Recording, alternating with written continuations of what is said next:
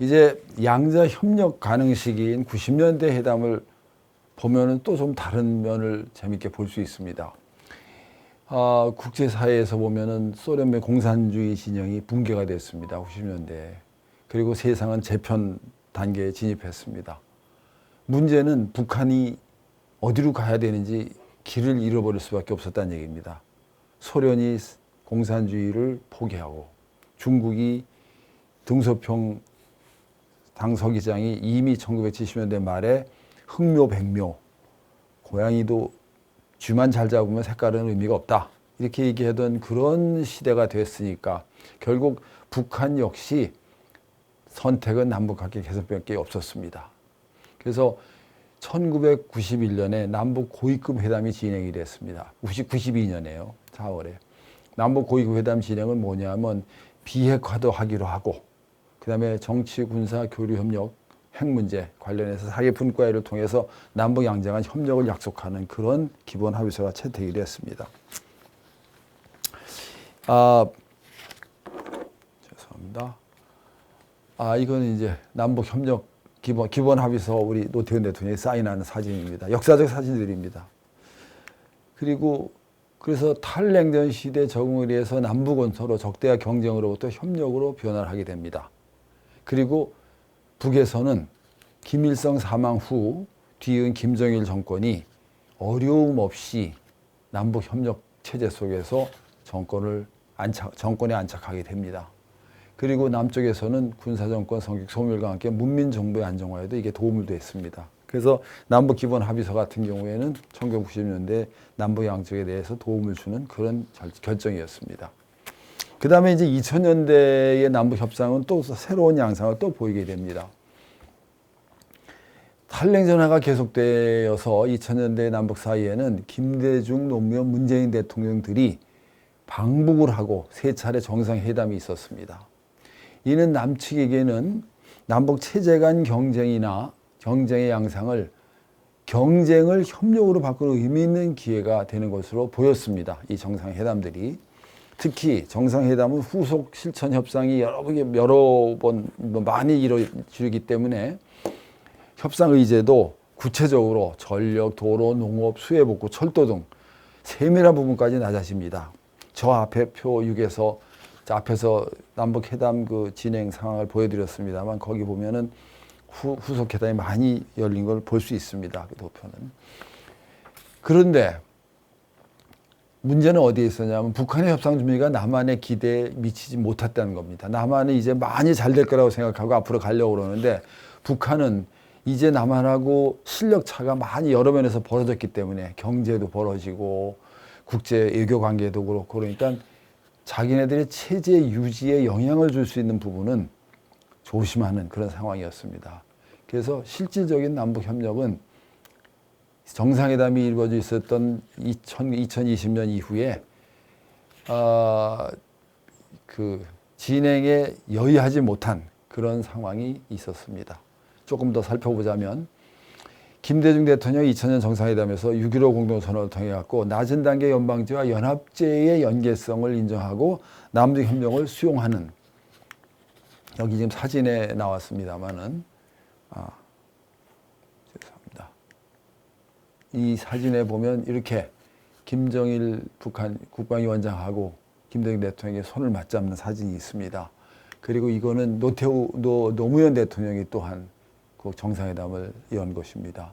이렇게 정상회담을 연 건 굉장히 중요한 큰 의미가 있어야 하는데 요거에 대해서 얘기를 하자면 이런 게 있습니다.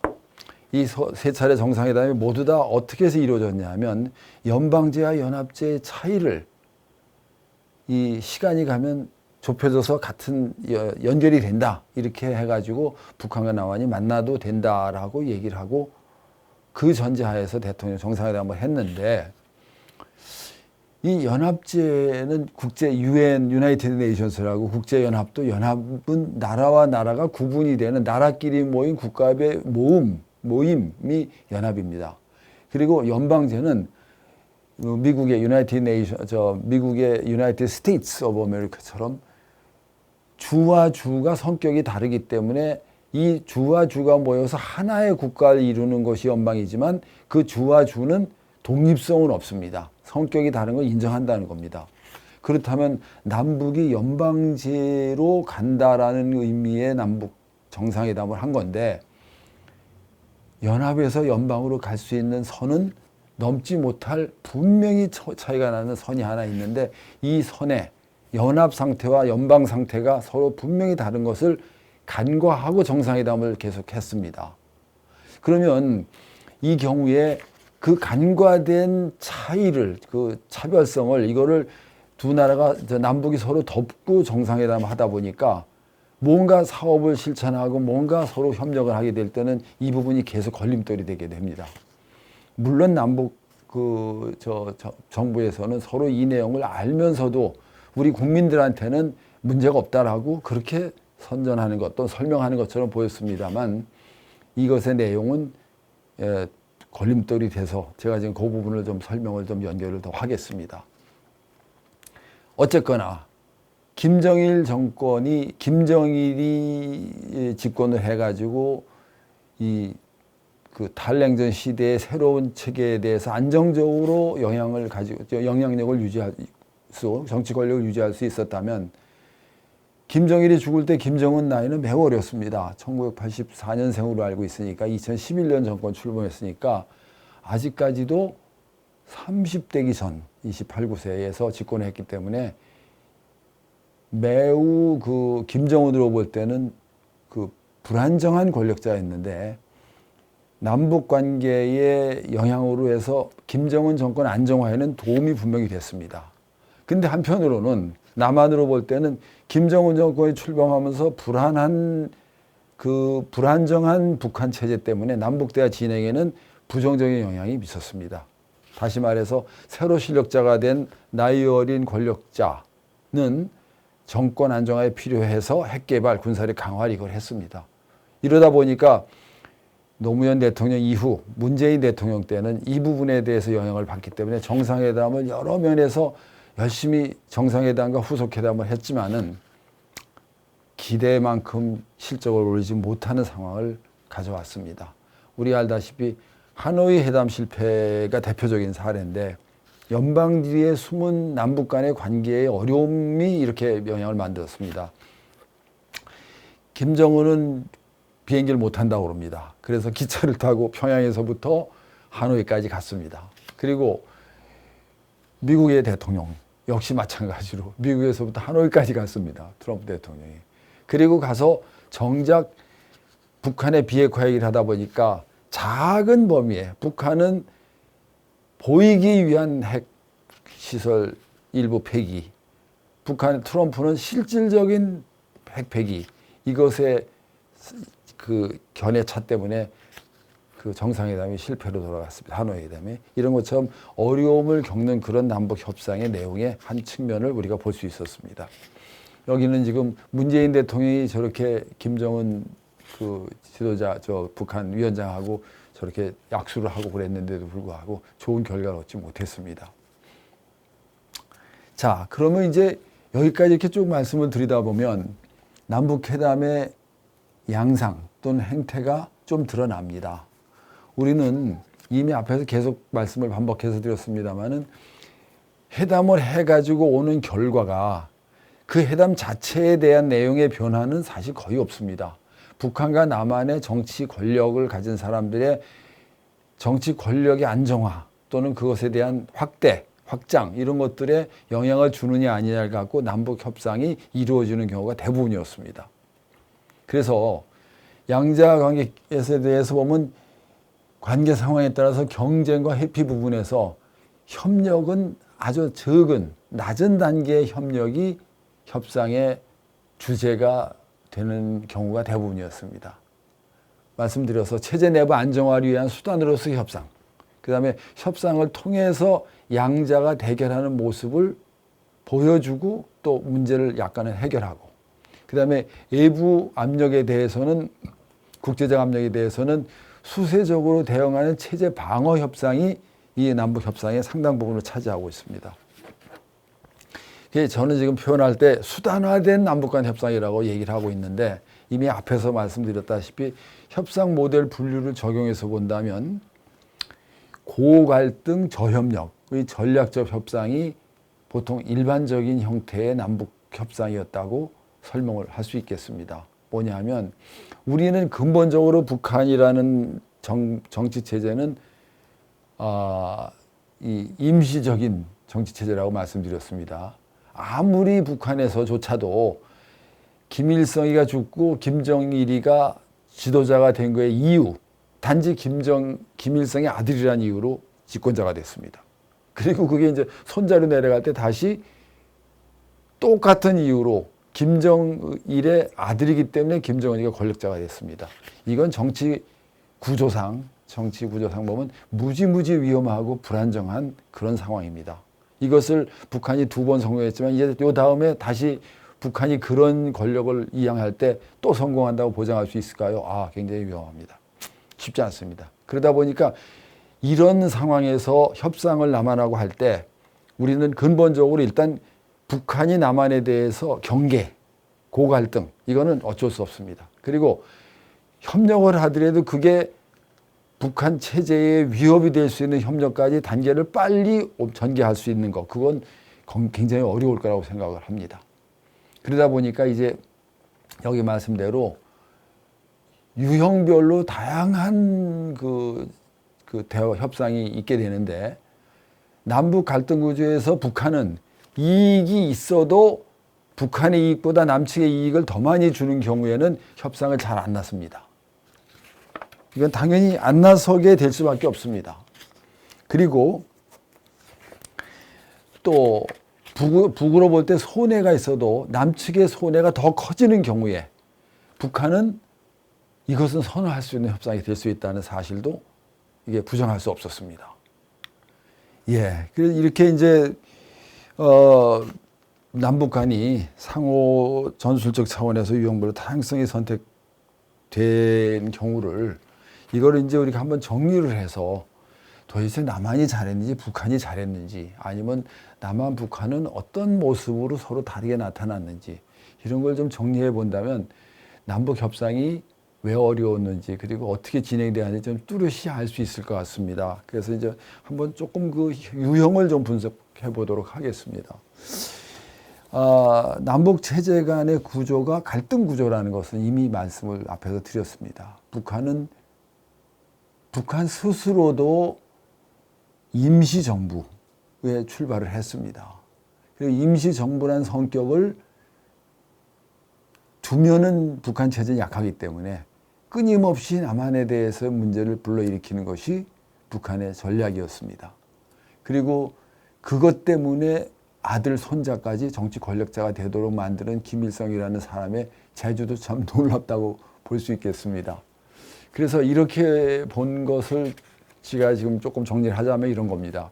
남북 체제 간 갈등 구조가 협상의 성격을 결정하고 있는데, 협상을 갖다 놓고 보면은 대부분 경우에 협상이라는 건 이익을 공유해야 되는 거고, 전쟁이라는 그런 방법보다는 협상이라는 방법이 더, 대화를 하는 방법이 더 좋다고 해서 이걸 택하게 되는 건데, 여기서는 우리나라의 경우에는 이익 공유가 아니고 경쟁을 근간으로 하는 제로성 협상을 항상 진행을 해왔습니다. 북한 입장에서는 특히 더더욱이, 물론 남쪽도 그런 성격을 가지고 회담을 했습니다만, 우리가 경제적으로, 사회적으로, 국제사회의 위상에 다 우리가 유리하게 될 때는 충분히 이제 북한을 배려하는 그런 협상을 했습니다. 그렇지만 북한의 입장에서 그러지 못했기 때문에 제로섬 협상을 진행했습니다. 그러다 보니까 제로섬 협상을 하게 될 때 누군가 이기고 누군가 져야 될 때 북한 입장에서는 이제 유리한 게, 우선 몇 가지 아주 특징적인 것을 보여주는 게 있는데 이런 겁니다. 협상 의제로 제안을 했는데 그 이면에 그 협상을 통해서 얻어내려고 하는 목표는 그 협상 제안과는 전혀 다른, 일치하지 않는 그런 협상이 대체로 많았다는 겁니다. 특히 북한의 경우엔 거의 대부분 그랬죠. 앞에서 이미 말씀드린 대로 그 북한의 그 7.4남북 공동선언을 통해 가지고 북한이 원한 것은 남한의 주한미군 철수를 요구했던 그런 것들이 그들의 본래 의도였지, 사실은 그 협상의 남북한의 그 긴장을 완화시키자는 것은 두 번째였고요.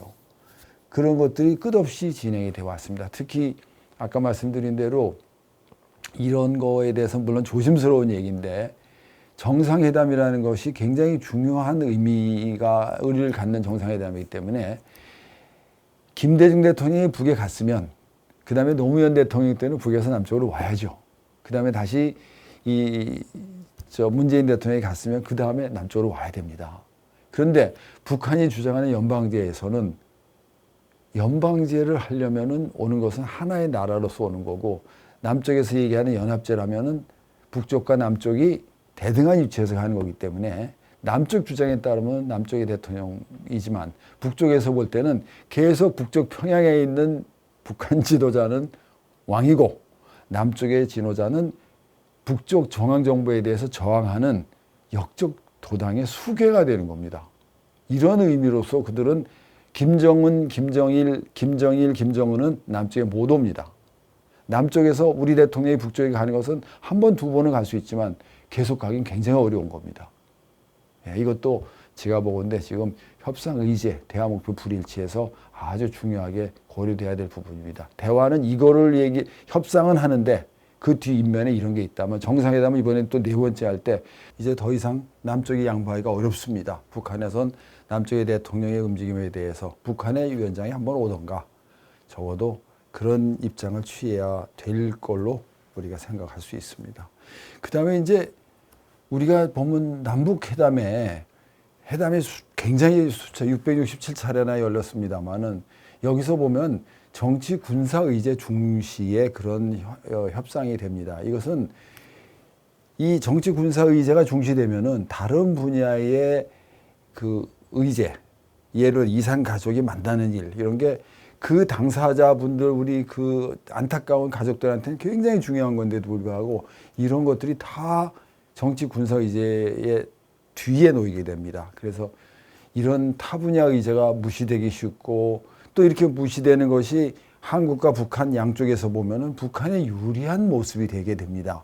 한국의 경우에는 우리 국민들 사이의 합의가 전쟁을 싫어하기 때문에 전쟁의 방법 또는 군사적 방법을 택할 때 우리 국민들은 우리 대통령에 대해서 단호히 아마 비난을 할 겁니다. 그래서 이런 양쪽 그 내부 사회의 의견 차 때문에 북한에서 하는 회담의 그 내용이 그들이 더 유리한 그런 방향으로 가기가 쉽습니다. 이게 뭐냐면 정치 군사 의제 중시하고 산업화 또는 그 인도적인 지원 문제, 경제 문제 이런 것들에 대한 의제의 차이 때문에 그렇습니다. 사실은 그 차이를 두자고 하는 것은 절대 안 됩니다. 그 다음에 이제 조금 더 말씀을 드리자면은 이걸 놓고 보면 이제 뭐가 있느냐 하면 협상의 의제에 대한 선택이나 또는 회담 진행에서 취해야 될 태도, 거부, 찬성, 이런 반대 이런 것들에 대해서 움직임이 남측은 사실 굉장히 조심스럽습니다. 우리 남쪽의 문제가 내부 상황을 보여줘야 되기 때문에. 그렇지만 북의 경우에는 하등 그런 것을 택할 때 걸림돌이 없습니다. 북한에서는 모든 협상의 책임이 다 위원장에게 맞춰져 있기 때문에 위원장에게 위원장이 원하는 대로 가기 때문에 그래서 이럴 경우에는 북은 비토권이 굉장히 큽니다. 남쪽에 대해서. 그렇지만 남쪽에서는 북쪽이 요구하는 것에 대해서 거부하기도 쉽지 않고 또 그렇다고 우리가 원하는 것을 얘기하면서 북한에게 우리 의제를 입력시키기도 더더욱이 어렵고 그런 상황입니다. 이게 역학관계의 불균등성입니다. 이거는. 그러니까 정상회담도 이미 아까 말씀드린 대로 북한은 버티면 정상회담을 해야 되는 남쪽의 지도자는 그냥 한번 가줘야 되는 이런 모습이 나타났던 겁니다.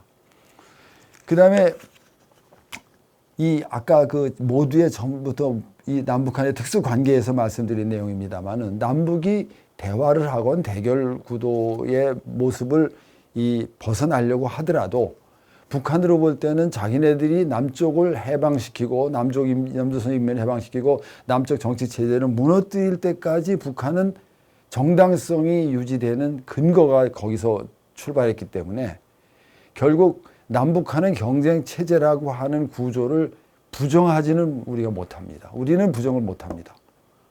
근데 북한에서는 그렇게 감히 계속 갈 수 있죠. 그것은 왜냐하면 북한의 정치 권력의 근거, 정당성을 거기서 찾는 북한은 이것을 남쪽에 너네 이거 포기해라 못하기 때문에 오는 그런 약점입니다. 그래서 이러다 보니까 이 부분에 대해서도 우리는 이 염두에 둬야 되겠습니다. 지금 제가 이제 이렇게 설명을 드리다 보니까는 이게 하나의 도표로 만들어질 수도 있습니다. 뭐냐 하면 남북한이 대결 구조인데 대화 목표와 의제 간의 그 불일치가 북쪽에서는 불일치가 나타나고 남쪽에서는 제로세임 구조 속에서 우리가 그것을 맞춰줘 가야 되는 그런 협상을 하게 되기 때문에 나타나는 현상들이 북한은 아주 잘 써먹고 있습니다. 지금 도표 그대로 제가 설명대로 비토권이 북쪽이 남쪽보다 크고 이거 불균형 협상이죠. 그다음에 정치 군사 중심이 되는데 우리는 작게 출발해가지고 나가는 어떤 회담도 정치 군사 때문에 묻히니까는 회담이 전부 진지하고 어떤 그 실적을 업적을 올리는 그런 기대를 하기 어려운 그런 구조가 되겠습니다. 대표단 구성도 마찬가지입니다. 양자 간의 불신 구조가 있다 보니까 다수 대표단이 유리한데 한두 사람이 만나서 밀실에서 협상하는 거 그런 게 중요할 때 그런 것도 하기가 어려운 그런 구조가 되어 있습니다. 그리고 이제 그다음에 이렇게 놓고 보면은 협상 행태에서 본 남북 비교를 그대로 지금까지 말씀드린 거 한번 반복해서 드리자면 북한의 협상은 목적과 협상 행태 사이에서 불일치를 보이는 데 반해서 한국의 협상은 북한에 대해서 행태에서 보면 상대적으로 성실성이 높습니다. 성실성이 높은 사람은 늘 높은 측은 늘 손해를 보기 마련이죠. 그리고 남북 관계에서도 한국의 실력의 우위가 이제는 북한하고 차이가 많이 났기 때문에 국민 소득이 남한하고 북한하고 차이가 얼마나 나는지 여러분들 아십니까? 우리가 약 3만 5천 불, 4만 불 가까운 그런 국민 소득을 우리가 지금 가지고 있는데 북한은 말이 1,000불이지만 1,000불이 안 됩니다. 늘 그저 1,000불이 안 되고 400불이 됐고 500불이 됐고 1,000불이라고 얘기를 하는데 이거는 국제사회에서 은행들 간에 북한에 대한 무역이라든가 북한의 산업에 대한 실태를 조사하는 데서 보면 나타납니다. 그렇다면 얼핏 봐도 인구가 2배고 국민 소득이 30배고 그러면 북한은 남한에서 120분의 1밖에 안 되는 사회의 능력을 가지고 있습니다. 이런 힘을 가진 북한에 대해서 우리가 모든 걸 양보할 수밖에 없고 북한이 원하는 대로 들어주면서 협상을 달래서 협상을 하게 되는 경우에 참 어려운 그런 협상을 하게 되지요. 한국 경쟁력이 높은 상황에서 한반도는 우리는 평화를 한국이 바라지 북한의 평화를 바라지 않게 되겠죠. 그리고 한국과 북한의 협력적 관계가 북한 체제로 볼 땐 불안 요소로 작용할 수 있다는 부분도 또 문제입니다. 한국이 북한하고 협력을 해주면 북한은 한국에 바람이 들어가죠. 북한 사이에. 이미 북한 사이에는 그걸 아니까. 그게 북한의 우려를 그것까지 우리가 챙겨주고 불시켜주는 거의 문제가 또 하나 우리의 어려움입니다. 그래서 북한 협상과 이렇게 남한과의 협상에서 우리는 우리 시민들이 볼 때 항상 답답하고 왜 우리는 북한에 대해서 좀 몰아붙이지 못하느냐 이런 생각을 할 수 있습니다만은 우리 사회에서는 우리가 바라는 대로 북한이 그렇게 움직이지 않기 때문에 갖는 어려움을 고스란히 우리 국민들이 이해해야 되는 그런 상황입니다. 말씀대로 말씀을 드렸습니다마는 한국과 북한의 협상은 해야 됩니다. 전쟁이 한반도를 문제를 처리하는 것은 절대 안 됩니다. 우리 사회로 볼 때. 협상에서 문제를 해결해야 되는데 이 해결에 대한 문제는 결국 우리가 원하는 것은 정부가 비밀스럽게 하는 것보다는 국민들이 다 알게 널리 알려서 공개된 상황에서 북한과 대화를 하는 쪽이 항상 더 유리하다는 그런 측면이 정부에서도 이해하고 또 우리 국민들도 이해한다면 그것도 하나의 방법이 되겠습니다. 협상에. 여기까지 말씀을 드리도록 하겠습니다.